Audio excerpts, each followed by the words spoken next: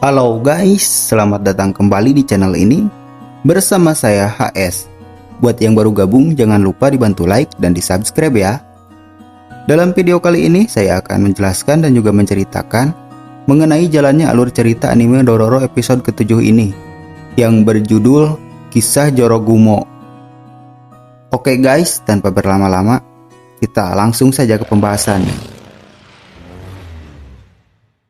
Episode ke-7 ini dibuka dengan memperlihatkan Hyakkimaru dan Dororo yang melanjutkan perjalanan mereka memburu para iblis. Namun kali ini terlihat Hyakkimaru yang tampak murung. Mungkin karena ia masih merasa kehilangan Mio dan anak-anak yang sudah dibantai para samurai.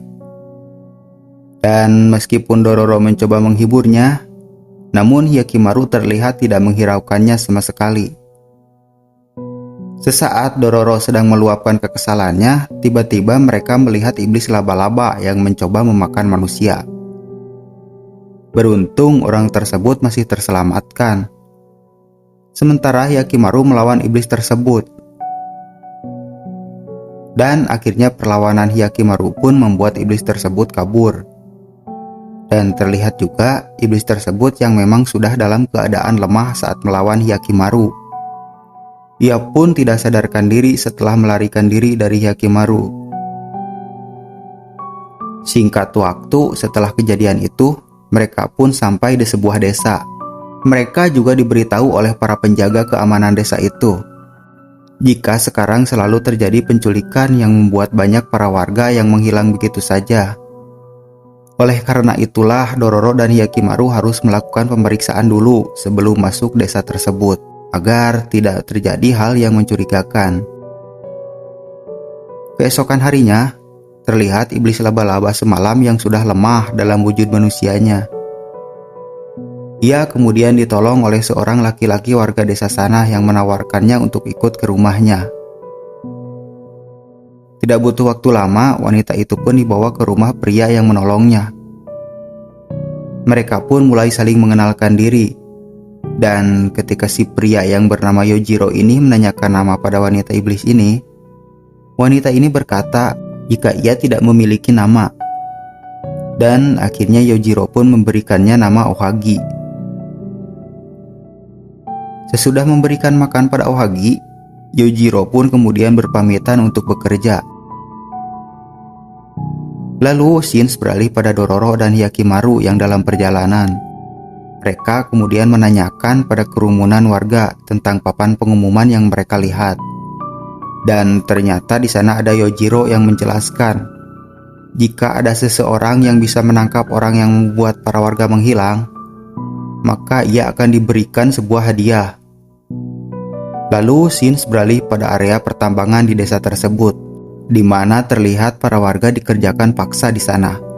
Meskipun dalam keadaan terlihat ada teman mereka yang kecelakaan.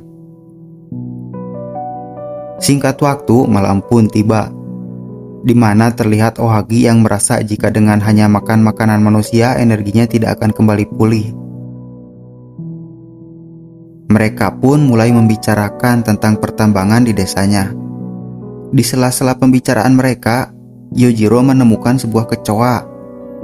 Akan tetapi ia melepaskannya tanpa menyakiti kecoa tersebut, yang membuat Ohagi merasa tersentuh hatinya, karena ia sendiri adalah iblis laba-laba yang juga termasuk serangga.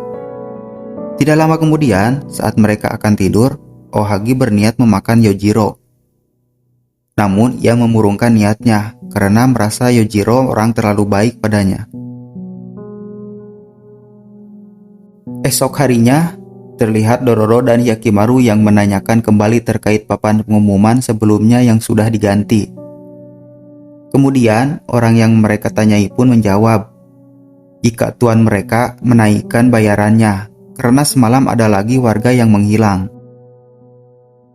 Lalu di malam harinya, terlihat Ohagi yang mulai terlihat makin lemah, karena sudah lama tidak memakan manusia. Yojiro pun memberikan banyak motivasi padanya, dan berjanji akan membawanya keluar dari desa tersebut. Dan untuk kesekian kalinya hati Ohagi tersentuh kembali oleh perkataan Yojiro. Tidak butuh waktu lama, Yojiro pun membawa Ohagi untuk meninggalkan desanya. Namun, saat dalam perjalanan, mereka bertemu Dororo dan Hyakimaru, di mana Dororo mengenali Ohagi sebagai iblis laba-laba yang mereka cari. Namun, ketika Dororo memberitahu Yojiro jika Ohagi adalah iblis, Yojiro pun tidak menghiraukannya.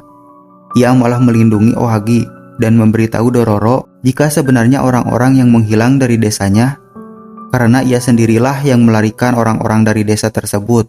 Akan tetapi, terlihat beberapa penjaga yang mendengar perkataan Yojiro.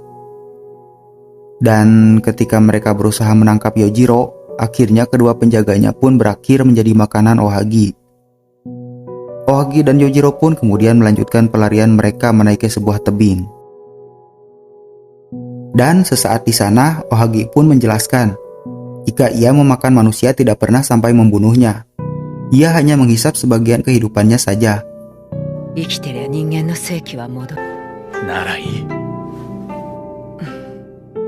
Dan ketika Yojiro sudah mengantarkan Ohagi ke jalan terakhir untuk melarikan diri, Ohagi pun meminta Yojiro untuk ikut karena ia khawatir jika Yojiro akan dibunuh karena ia sudah diketahui sudah melarikan para warga dari desa tersebut.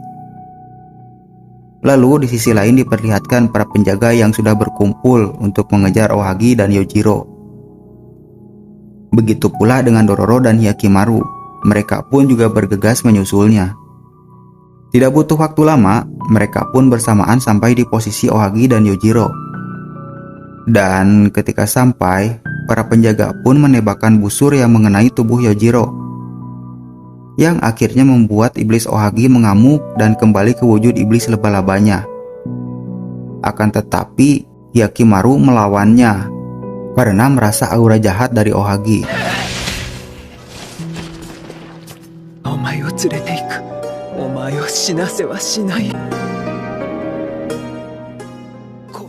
Dan ketika Ohagi berusaha menyelamatkan Yojiro, aura jahat yang dilihat Hyakimaru pun menghilang. Dan akhirnya Hyakimaru pun membiarkan mereka pergi meninggalkan desa. Pagi hari kemudian, terlihat Dororo dan juga Hyakimaru pun kembali melanjutkan perjalanannya. Dan terlihat juga sekarang Hyakimaru yang mulai tersenyum dengan kelakuan Dororo. Dan episode 7 pun sudah berakhir. Ending yang sangat tidak disangka-sangka sekali, bukan? Iblis laba-laba yang kita sangka sebagai pelaku utama pembunuhan warga desa, ternyata bukan ialah tersangkanya, melainkan Yojiro lah yang melarikan para warga dari desanya, karena merasa tidak tahan dengan perlakuan kepala desanya yang selalu memaksa warganya untuk bekerja di pertambangan, meskipun dengan resiko kematian dan tertimpa reruntuhan batu. Oke guys, sampai di sini pembahasan kali ini. Sampai jumpa di pembahasan selanjutnya, and see you next video.